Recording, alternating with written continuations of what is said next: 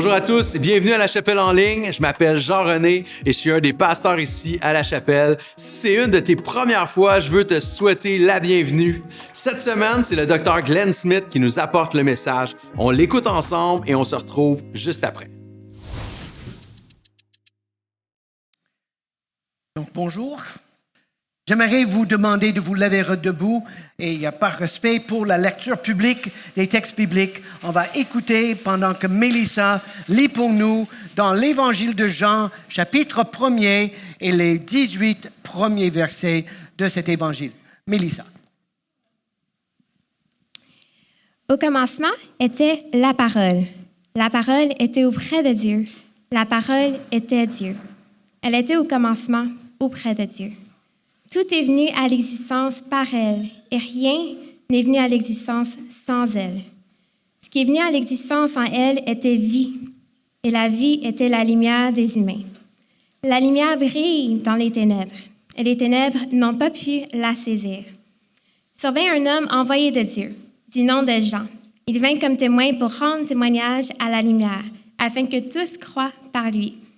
Ce n'est pas lui qui était la lumière, il venait rendre témoignage à la lumière. La parole était la vraie lumière, celle qui éclaire tout humain. Elle venait dans le monde. Elle était dans le monde et le monde est venu à l'existence par elle. Mais le monde ne l'a jamais connue. Elle est venue chez elle et les siens ne l'ont pas accueillie. Mais à tous ceux qui l'ont reçue, elle a donné le pouvoir de devenir enfants de Dieu. À ceux qui mettent leur foi en son nom. Ceux-là sont nés non pas du sang, ni d'une volonté de chair, ni d'une volonté d'homme, mais de Dieu. La parole est devenue chair. Elle a fait sa demeure parmi nous, et nous avons vu sa gloire, une gloire du Fils unique issu du Père. Elle était pleine de grâce et de vérité. Jean lui rend témoignage. Il s'est écrié, « C'était de lui que j'ai dit, celui qui vient derrière moi est passé devant moi, car avant moi, il était. » Nous, en effet, de sa plénitude, nous avons tous reçu, et grâce pour grâce, car la loi a été donnée par Moïse, la grâce et la vérité sont venues par Jésus-Christ. Personne n'a jamais vu Dieu. Celui qui l'a annoncé, c'est le Fils, Dieu Fils unique, qui est sur le sein du Père. Vous pouvez vous asseoir.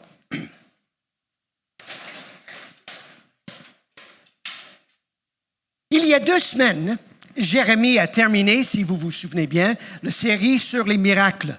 Et il a pris le petit paragraphe qui parlait de la guérison du fils du centurion. Et Jérémie a bien mis l'accent sur l'idée que Dieu ne nous doit absolument rien. La guérison de son fils, c'était par la pure grâce de Dieu. La semaine passée, Daniel nous a entretenus sur Psaume 139 et on a discuté, on a écouté comment vivre et expérimenter le regard de Dieu. Ce matin, j'aimerais prendre le fil que Jérémie a tissé et le fil que Daniel a tissé et j'aimerais les entisser ensemble afin de répondre à cette question. Qu'est-ce que cela veut dire d'offrir la grâce, d'être le regard de Jésus dans nos milieux de tous les jours? Pendant une série sur les miracles, j'ai lu avec un des pasteurs, un de mes amis, le livre de C.S. Lewis sur les miracles. Il y avait un chapitre en particulier qui m'a vraiment interpellé. J'avais lu ce livre auparavant, mais cette fois-ci, ça m'a vraiment... ça m'a eu. J'écoutais. Il y a un autre auteur, un théologien que j'aime beaucoup, qui a aussi parlé des miracles. Et il a dit quelque chose dans son analyse que je n'avais jamais remarqué auparavant. Il a dit que dans les miracles de Jésus, oui, toutes les personnes guéries, rétablies, restaurées étaient des pécheurs. Mais ça, ce n'était pas la première intention de Jésus dans ses miracles ou de Paul dans ses miracles. C'était, ils sont venus en aide auprès de ceux qui souffraient. Et notre texte ce matin va nous aider de comprendre comment offrir la grâce, comment être le regard de Jésus auprès des gens qui souffrent. Mais afin d'illustrer le texte que Mélissa nous a lu, permettez-moi de vous raconter une histoire. C'est l'histoire de nul autre que ma grand-mère paternelle. Marjorie, c'était son nom. Elle était la mère d'une fille, ma tante, et de 6 garçons, et mon père était le deuxième de ces 6, donc il était le troisième. Ils ont habité dans les proches banlieues de Boston, en Nouvelle-Angleterre. Cette famille incarnait et incarne, même jusqu'à nos jours, le portrait des familles pour qui la chapelle existe, les gens qui sont loin de Dieu. Parce que dans cette famille élargie, il n'y a absolument aucun intérêt aux choses religieuses, spirituelles ou ecclésiales. Maintenant, ils ne sont pas récalcitrants, ils ne sont pas amers, ils ne sont pas revendicateurs, ils sont indifférents. Ils ne sont pas du tout intéressés. Cependant, il y a bien des cadavres dans les placards de cette famille. Il y a des enfants nés hors du mariage. Il y a des rumeurs persistantes jusqu'à ce jour sur l'inceste. Si vous prenez toute la famille, il y a 10 divorces. Un de mes cousins est décédé du VIH-Sida. Un de mes oncles était incarcéré pour un assaut armé, une agression armée contre le magasin de son frère, mon oncle. Et quand ma grand-mère est décédée, il est venu sous une autre garde policière en manette. Providentiellement, mon père a décidé de suivre Jésus quand il avait 16 ans. Il était le jardinier pour une voisine qui l'a littéralement introduit à cette personne, Jésus-Christ, et mon père l'a suivi. Ma grand-mère, elle a perdu son mari quand elle avait 40 ans et mon grand-père paternel est décédé avec un cancer de quand moi j'avais 3 semaines. Mais sans blague, et je n'exagère pas du tout. Mon père a prié chaque jour pour sa mère. Je ne me souviens pas s'il avait aussi prié pour toute sa famille, mais je me souviens de ses prières incessantes pour sa mère. Je me souviens de ses prières. Elle avait une église, il y avait une église juste en face de sa toute petite maison dans sa communauté. Elle n'y entrait jamais. Mais le pasteur de cette église a développé une amitié avec elle. Ceci reste très gravé dans mon esprit. Quand j'étais à l'université, ma grand-mère nous a téléphoné un Noël et au téléphone, elle a dit « Billy! » Attends, mon père s'appelait Carl. Pourquoi il a été Billy? Il y a toutes sortes d'explications possibles. Aucune explication fait du bon sens, mais mon père, c'était avec sa famille Billy. Et elle a dit « Billy, j'ai trouvé la religion.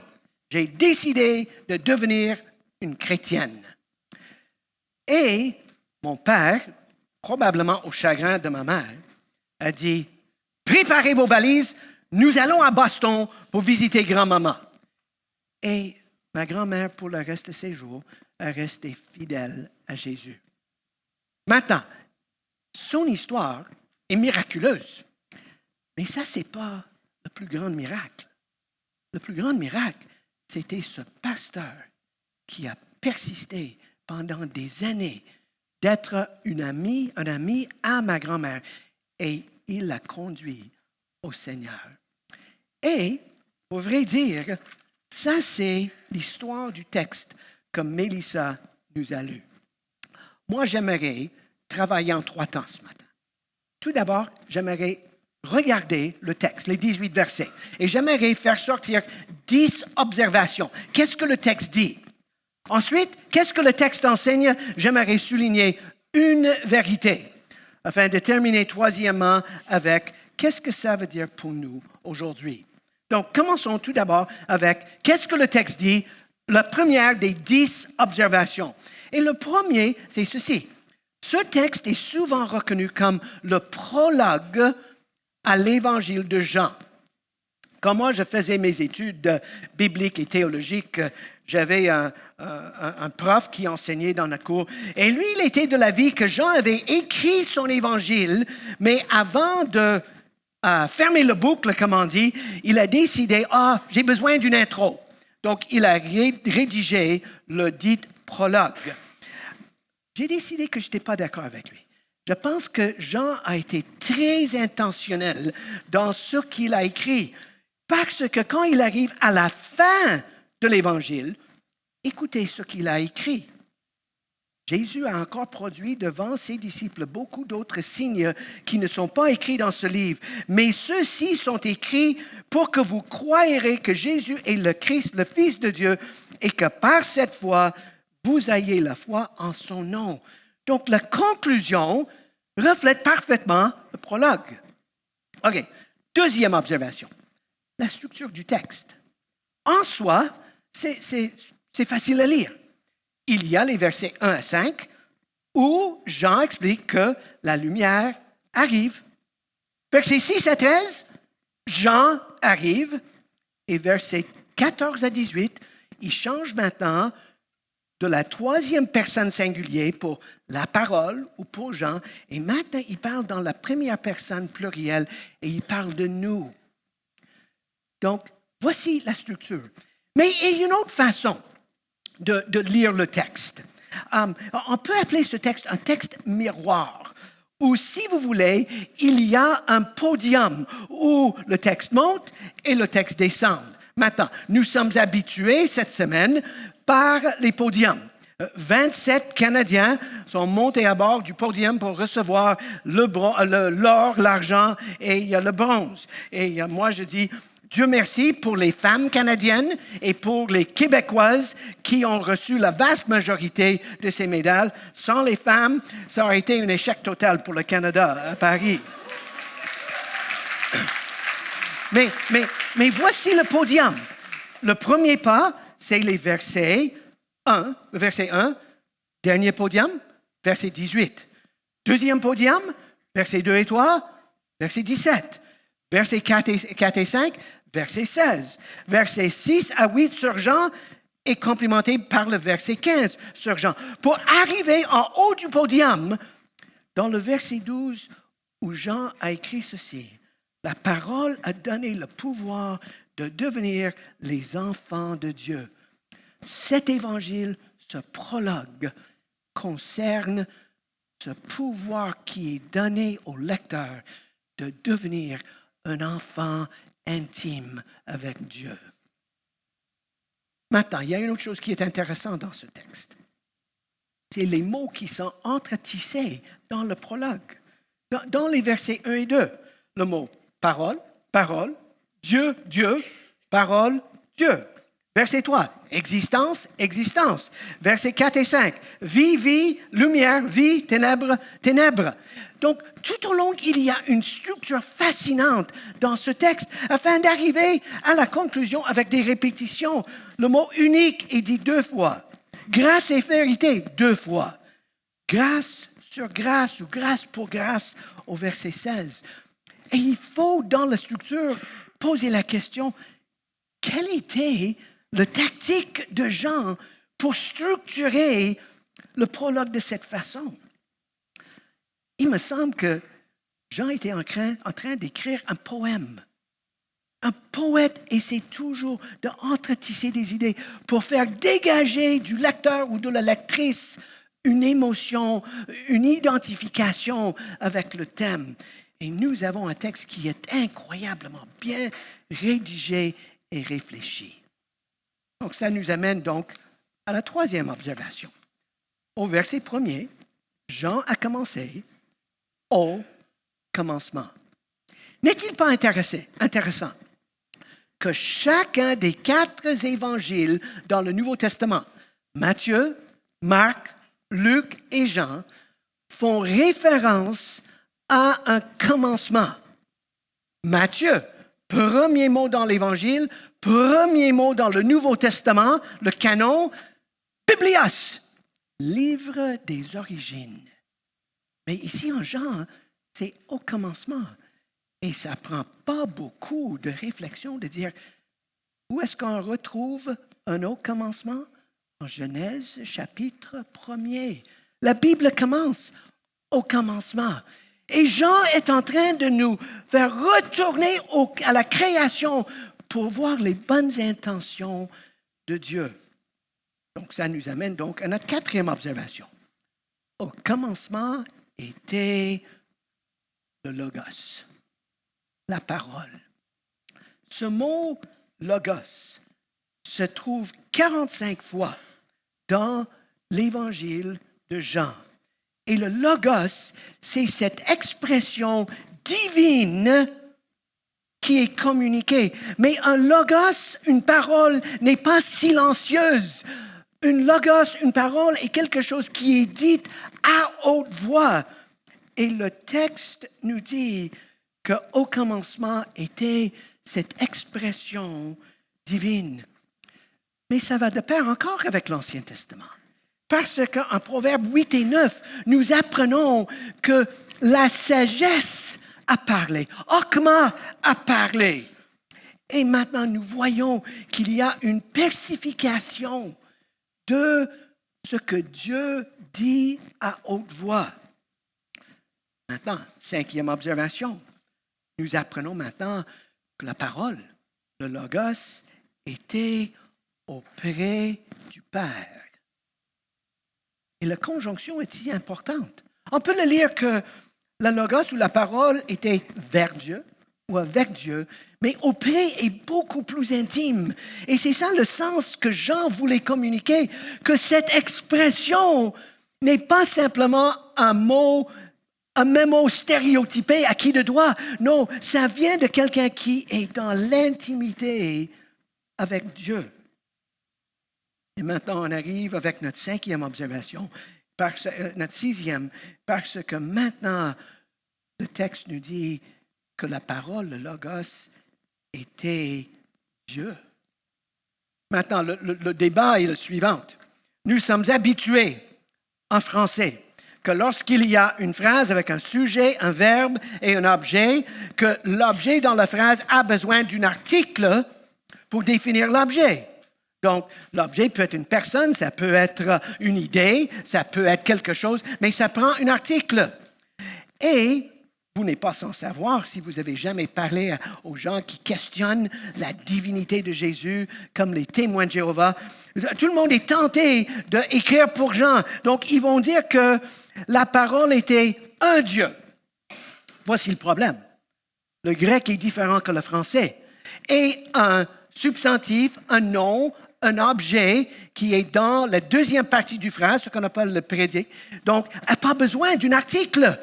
Donc, on peut dire que quand Jean dit que la parole était Dieu, il était en train de dire Dieu était la parole. Et maintenant, on voit cette intimité, c'est dans la paternité de Dieu. Maintenant, 7e observation. Regardez les mots-clés. Tout d'abord, le mot « vie ». Peut-être il y a les gens parmi nous qui ont les filles et vous avez donné à votre fille le nom de Zoé. OK? Et vous savez qu'une jeune fille qui est appelée Zoé, elle est pleine de vie. OK? Donc, voici, vie, c'est Zoé. Et c'est un mot très important pour Jean. Lumière. Jean utilise le mot 29 fois dans son évangile. Témoin. Vous avez entendu quand Mélissa a lu le texte que le mot témoin, témoigner, témoignage est crucial dans ce texte. Mais c'est le mot croire qui est incontournable dans le passage. Pour Jean, le mot croire est clé pour son but et pour ses intentions. Parce que croire ou croyance pour Jean n'est pas simplement quelque chose qui se passe entre les oreilles. C'est pas simplement quelque chose dans la tête. Non, de croire, c'est de transmettre ce que vous croyez, ce que vous avez dans votre tête et vous l'appliquez. Donc, le mot croire est incontournable dans ce texte. Et donc, ça nous amène à la 8e observation dans ce texte.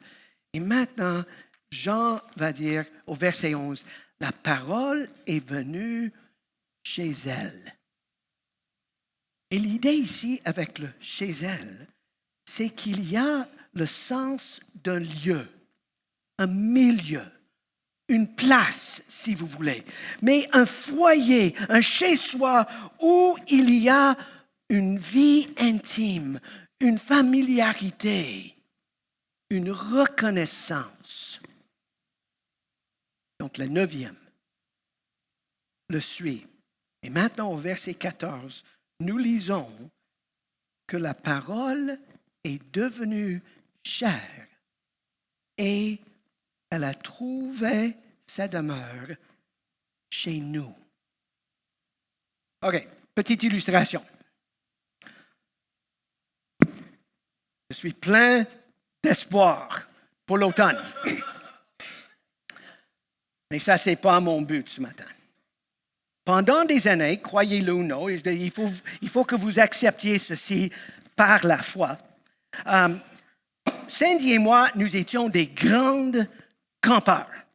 Donc, voici la tente qu'on a achetée il y a 48 ans lorsqu'on s'est mariés. Je l'ai trouvée dans notre atelier en sous-sol vendredi. Et voici mon sac de couchage. Et pendant il se peut que je me mélange dans mes dates, mais disons, dans les 20 premières années de notre vie maritale, et on est mariés maintenant depuis 48 ans, on faisait du camping chaque été. On a fait le Gaspésie, on a fait toutes les provinces maritimes, on a fait Terre-Neuve, Île-Prince-Édouard, Nouvelle-Écosse, Nouvelle-Angleterre, l'Ouest canadien, Ontario. On a fait du camping. Un été, on est allé en Terre-Neuve, Île-Cap-Breton et Île-Prince-Édouard. Sur 21 jours, il a plu. En arrivant chez nous, Sam, je démissionne. I'm done. Plus de camping. Elle m'a dit, oh non. Attends, tu vas voir. L'été prochain, ça va mieux. J'ai dit, Sandy, tu ne comprends pas. Pas simplement j'ai fini, je suis fini. Dans ce texte, Jean dit que Jésus a établi sa tente parmi nous. Il a campé chez nous. Donc, deux choses ici sont importantes. Une tente n'est pas une résidence permanente.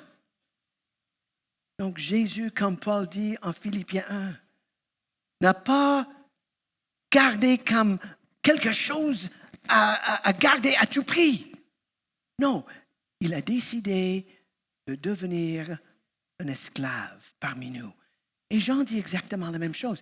Il a pris une résidence secondaire et la meilleure image pour ça, c'était ce verbe qu'il a décidé de camper, de dresser sa tente auprès de nous. Mais, deuxième chose, nous avons ici un écho de l'Ancien Testament en Exode. Parce que qu'est-ce que Dieu a décidé de faire avec son peuple lorsqu'ils étaient en exode de leur exil en Égypte?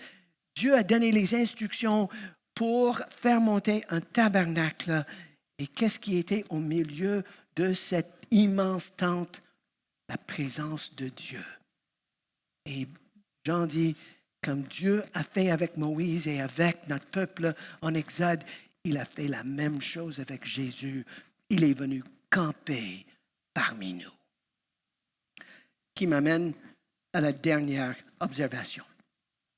Dans les versets 14 à 18, comme j'ai dit, maintenant, la composition des phrases change. Maintenant, le lecteur, la lectrice est invité dans le texte. Et maintenant, c'est dans la première personne plurielle.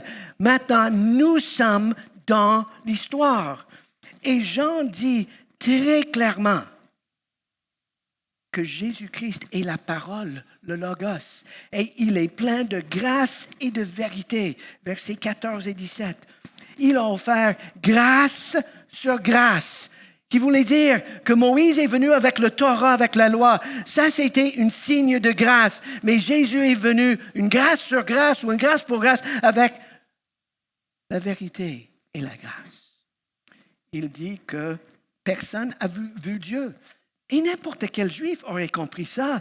Même Moïse, au milieu de toutes ces batailles avec le peuple, avec leur coup raide, et Moïse a plaidé avec Dieu, il faut que je voie ta face.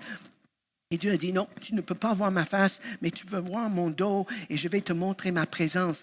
Et maintenant, ce texte dit que Dieu maintenant nous donne le droit de regarder la face de Dieu dans la personne de Jésus-Christ. Et le texte dit, il est l'être unique, le seul, le un, qui représente Dieu dans la chair. Si vous voulez connaître le Créateur, regardez Jésus. Mais ce Jésus se trouve dans l'intimité avec Dieu. Donc, voici ce que le texte dit. 10 observations qui m'amènent maintenant à ma deuxième question. Donc, qu'est-ce que le texte enseigne? Et moi, je vais me limiter au point central. Ce texte enseigne rien d'autre que l'importance de ce qu'on appelle l'incarnation. Le un veut dire dans.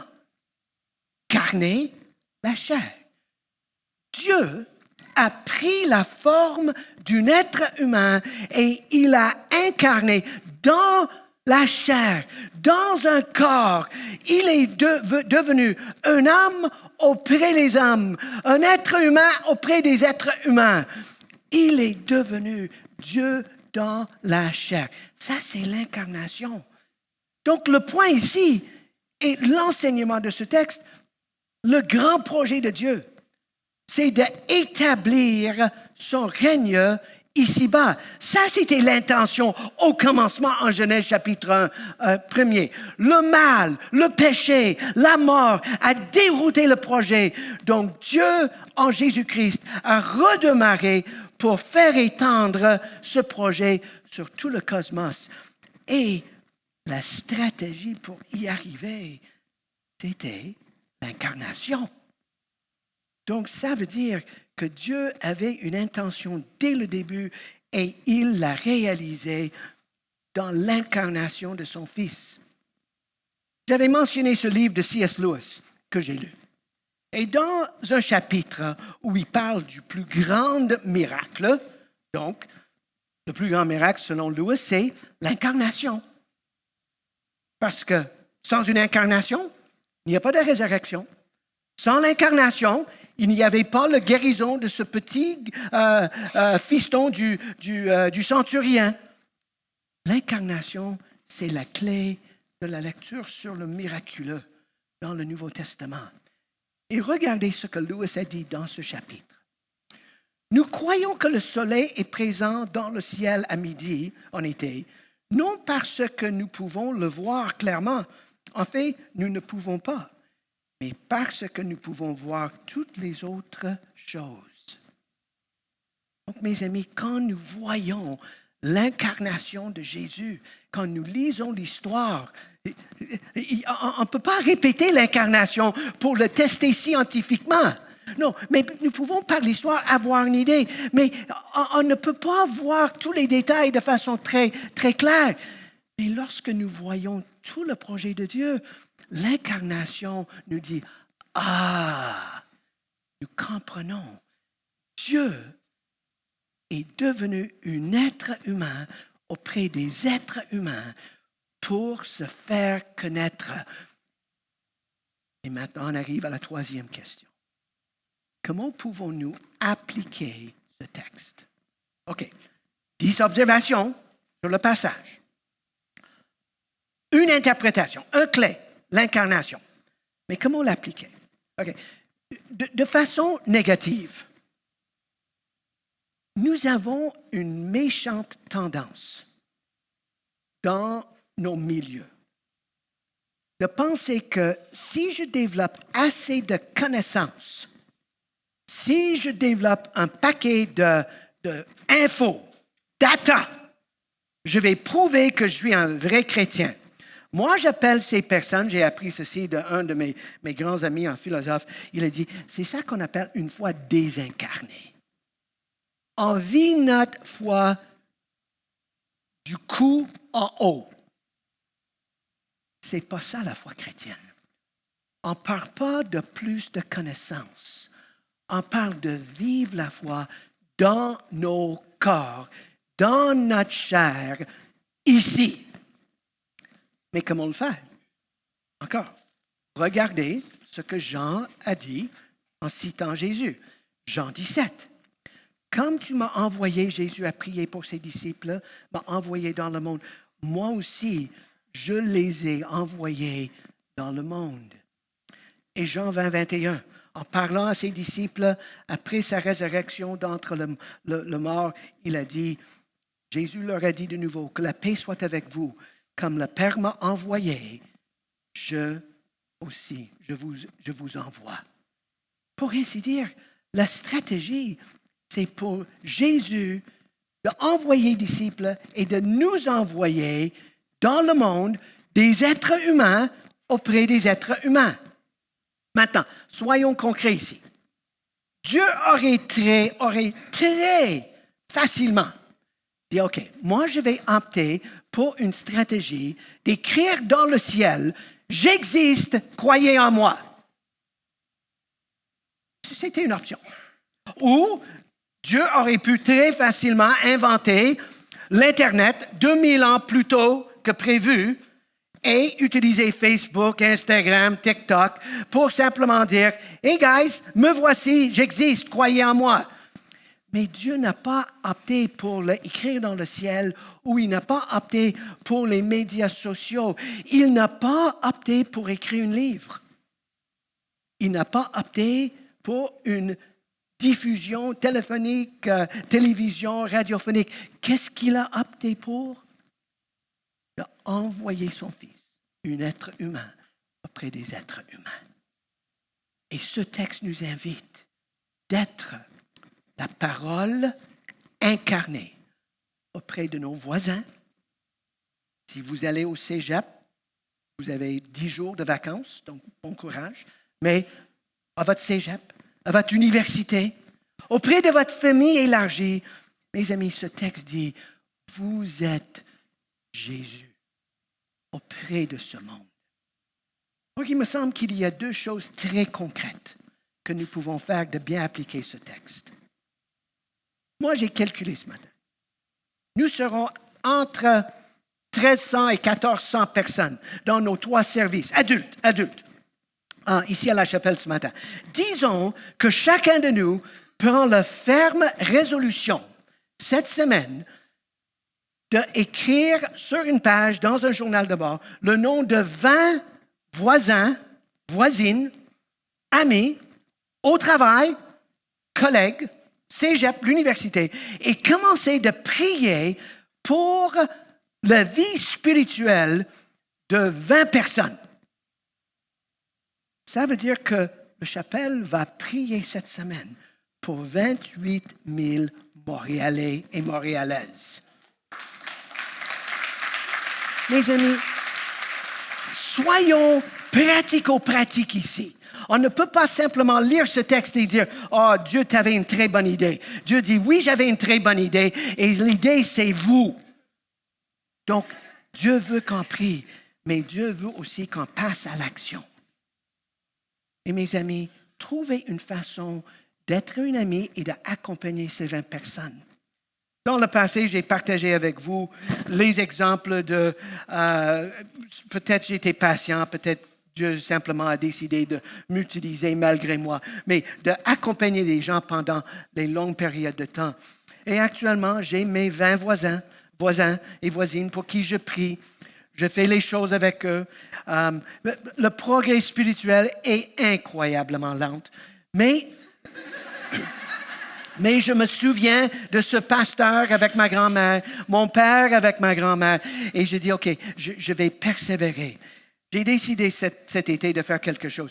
Je suis devenu le voisin qui tonde le gazon des voisins. Donc, je sors une fois par semaine et maintenant, j'ai 5 voisins pour qui je tonde leur gazon pour eux. Ils n'osent plus me poser la question, « Glenn, pourquoi est-ce que tu veux tondre mon gazon? » Ils savent ce que je vais dire. Mais ils l'aiment.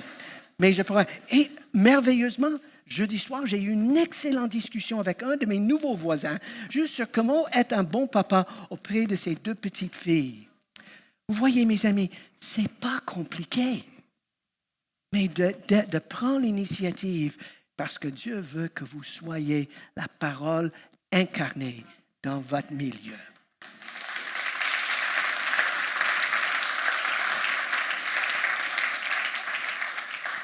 La parole s'est faite chair et Jésus est venu camper chez nous.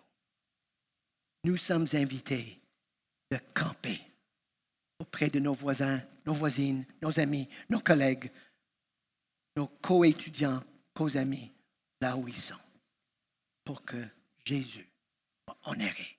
Ça, c'est la façon d'offrir la grâce et d'être le regard de Jésus auprès d'eux. Prions ensemble. Seigneur, mille merci pour ce texte. Mille merci pour la façon que tu m'as parlé en refaisant le passage et en le préparant. Maintenant, ce matin, je prie que nous puissions faire face à notre propre peur, nos propres inquiétudes face à notre témoignage. Rende-nous intéressants auprès d'un monde et une ville où les gens sont fondamentalement désintéressés. Seigneur, nous t'invitons de nous utiliser afin d'être la parole incarnée des êtres humains auprès des êtres humains pour que notre ville puisse te connaître, le seul vrai parole. Au nom de Jésus. Amen. Dans la joie quand le soleil m'inonde, sur les monts où ta présence abonde. Jésus, je te suivrai. Dans la peine, quand mon âme sombre, dans la vallée du deuil et de l'ombre. Jésus, je te suivrai. Car tu es mort pour moi.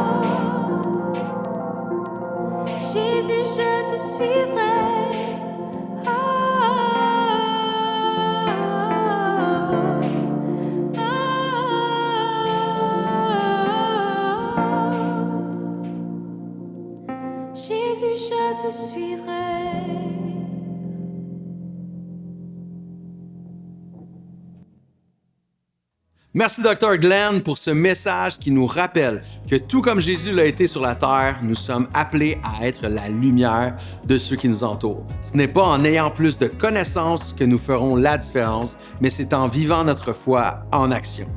Cette semaine, nos afters reprennent. Si tu veux vivre la communauté dans la semaine, joins-toi à nous dans notre after demain, le 19 août, à midi. Tu trouveras le lien pour te connecter sur notre site web. Merci de donner régulièrement. C'est ce qui nous permet de vivre l'Église, que ce soit en personne ou en ligne. Tes dons contribuent aussi aux différents projets de J'aime ma ville. Tu peux faire un don en tout temps via notre application ou sur notre site web. Merci d'avoir été là pour notre réunion en ligne. Joins-toi à nous dimanche prochain en personne à Montréal ou à Gatineau ou encore en ligne ici sur notre chaîne YouTube. Passe une bonne semaine. Bisous.